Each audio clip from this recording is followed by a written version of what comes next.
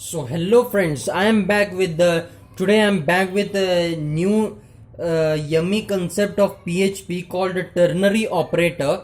So चलिए दोस्तों देखते हैं क्या होता है टर्नरी ऑपरेटर। फ्रेंड्स आपको याद होगा कि हमने ऑपरेटर्स पार्ट में देखा था eighth concept called conditional assignment operator. उसमें हमने एक ऑपरेटर देखा था टर्नरी ऑपरेटर। सो फ्रेंड्स आज हम लोग टर्नरी ऑपरेटर्स के बारे में देखने वाले हैं। उसमें वही टर्नरी ऑपरेटर्स का आज हम यूज देखने वाले हैं कि किस तरह से हमारे पीएचपी स्क्रिप्ट में उस टर्नरी ऑपरेटर का यूज किया जाता है। सो फ्रेंड्स उधर हमने ये भी देखा था कि colon and question mark are the two symbols of ternary operators. ये टर्नरी ऑपरेटर्स है, colon and this question mark. These are the two ternary operators which are used to in decision making statement for shortening the code of if else statement.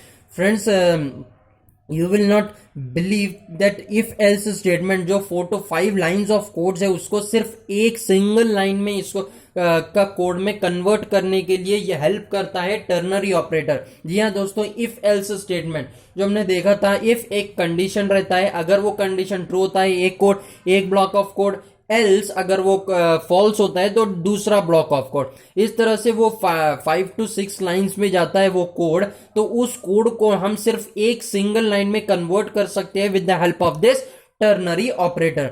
सो चलिए दोस्तों देखते हैं कि किस तरह से हम उसको एक सिंगल लाइन में कन्वर्ट कर सकते हैं।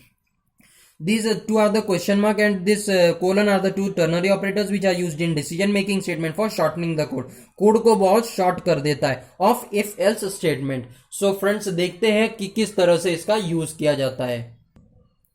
सो फ्रेंड्स यहां पर आप इसका सिंटैक्स देख सकते हैं। कंडीशन, यहां पर हम कंडीशन लिखते हैं जो हम इफ एल्स स्टेटमेंट में इफ कीवर्ड के बाद जो कंडीशन अप्लाई करते हैं वो कंडीशन हम यहां पर अप्लाई करते हैं।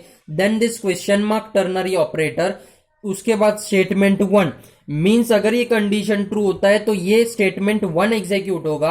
और एल्स पार्ट में जो हम लिखते हैं इफ एल्स स्टेटमेंट में उसको हम कोलन लगाकर, ये एक टर्नरी ऑपरेटर, ये दूसरा टर्नरी ऑपरेटर, कोलन लगाकर हम दूसरा एल्स पार्ट का ब्लॉक यहां पर लिखते हैं। सो आपने देखा फ्रेंड्स किस तरह से हमने एक ही सिंगल लाइन में उस कोड को कन्वर्ट कर दिया।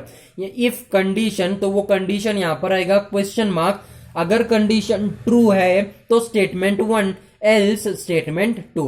इसके बाद here in first syntax, if the condition is true it will execute first statement, else the second statement will be executed. Now after executing the statement, कोई भी एक स्टेटमेंट को एग्जीक्यूट करेगा। Now after executing any one of these statement we can store the result in variable with syntax 2। यहां पर this second syntax की मदद से हम जो भी इसका इस स्टेटमेंट को, फॉर एग्जांपल स्टेटमेंट 1 को एग्जीक्यूट किया, एक रिजल्ट मिला, एक आउटपुट मिला, उस आउटपुट को हम स्टोर करने के लिए यूज कर सकते हैं एक वेरिएबल। तो हम यहां पर असाइनमेंट ऑपरेटर से हम इस वेरिएबल को यूज कर सकते हैं, यहां पर वेरिएबल नेम पास कर सकते हैं। Okay friends, let's understand this with example.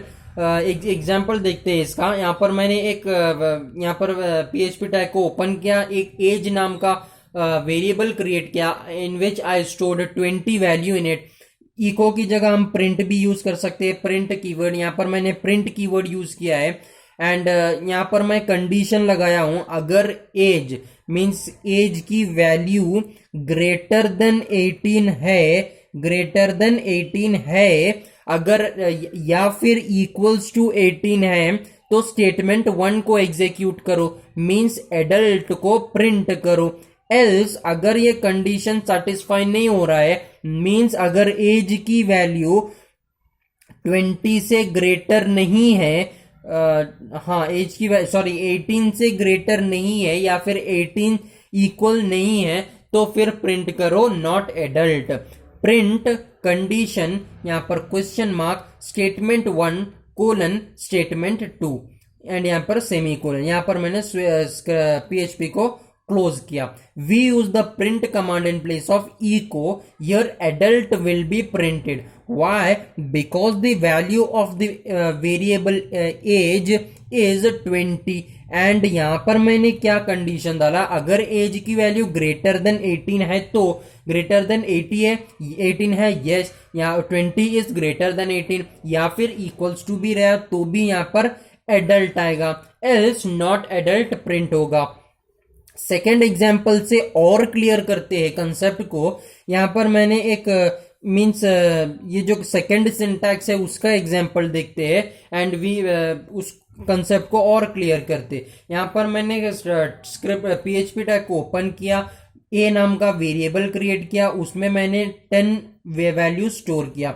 उसके बाद यहां पर मैंने टर्नरी ऑपरेटर यूज किया है। अगर यहां पर एक कंडीशन प्लेस किया, ए इज ग्रेटर देन 15 है क्या चेक करेगा। अगर ए इज ग्रेटर देन 15 तो प्रिंट करो 20, एल्स अगर ए ग्रेटर देन 15 नहीं है तो प्रिंट करो 5। Print value of b is $b means यहां पर अब जो ये कंडीशन चेक करेगा कि ए की वैल्यू 15 से ग्रेटर है क्या। यहां पर आप देख सकते हैं ए की वैल्यू 10 है which is not greater than 15, so first statement execute नहीं होगा and second statement will be executed, means 5 will be executed. तो ये 5 जो वैल्यू है this will be stored in this variable $b नाम का जो वेरिएबल। मीन्स मैंने यहां पर इस टर्नरी ऑपरेटर से कंडीशन लगाया, स्टेटमेंट 1 स्टेटमेंट 2 दिया, इसमें से जो भी स्टेटमेंट एग्जीक्यूट होगा उसका एक आउटपुट निकलेगा। वो आउटपुट स्टोर करने के लिए मैंने यहाँ पर असाइनमेंट ऑपरेटर से वेरिएबल नेम दिया। अब इस वेरिएबल में ये 5 स्टोर होगा बिकॉज ए ग्रेटर देन 15 नहीं है, लेस देन 15 है, इसीलिए। तो यहां पर मैंने अब जो भी बी में स्टोर हुआ है उसको मैं यहां पर प्रिंट करवा रहा हूं। Value of b is .b, इस वेरिएबल से मैं यहां पर b की वैल्यू प्रिंट कर रहा हूं। यह we store the result in the variable $b। In first example we directly print the result, while in second example we first store the result in a variable and then print the variable। यहां पर आप बहुत अच्छी तरीके से देख सकते हैं कि यहां पर मैंने कंडीशन दिया और जो भी फर्स्ट स्टेटमेंट का वैल्यू है उसको मैंने डायरेक्ट प्रिंट कीवर्ड से डायरेक्टली प्रिंट करवाया है। लेकिन यहां पर मैंने क्या किया, यहां पर पहले मैंने एक वेरिएबल लिया, उस समझो यहां पर भी मैं $b नाम का वेरिएबल क्रिएट करके इक्वल्स टू लिखकर इस तरह से भी कर सकता हूं। तो क्या होगा, एडल्ट जो है $b में स्टोर हो जाएगा, एडल्ट $b में स्टोर हो जाएगा। उसके बाद मैं फिर प्रिंट स्टेटमेंट से, प्रिंट कमांड से उसको फिर से मैं $b नाम के वेरिएबल से उसको प्रिंट करवा सकता हूं। उसी तरह से मैंने यहां पर क्या है, प्रिंट कमांड से value of b is $b pass किया तो इसका वैल्यू यहां पर प्रिंट हो जाएगा। आप ये मेथड से भी कर सकते हो, ये मेथड से भी इसको एग्जीक्यूट कर सकते हो। सो आई होप दोस्तों आपने एंजॉय किया, आपको पसंद आया होगा कि किस तरह से हम टर्नरी ऑपरेटर यूज करते हैं।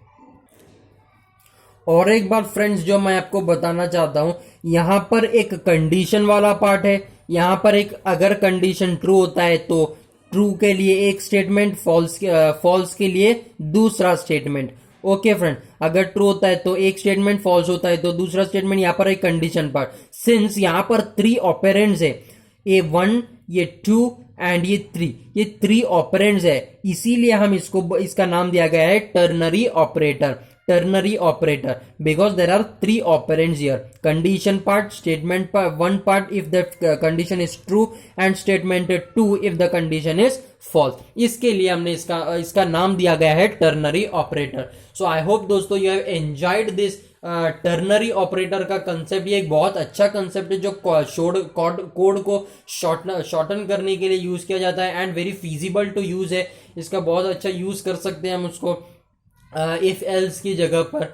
and I hope you have enjoyed this video. If you have enjoyed, please like the video, share with your friends as much as possible and help them. Don't be selfish. प्यार से, अच्छे से, आराम से, दिल खोलकर शेयर कीजिए video को and please press that red colored subscribe button, subscribe this channel and please do wait for the next upcoming video which will also be same बहुत ही मजेदार होने वाला है इसी तरीके के वीडियो के जैसे। तो तब तक के लिए bye and have a nice day.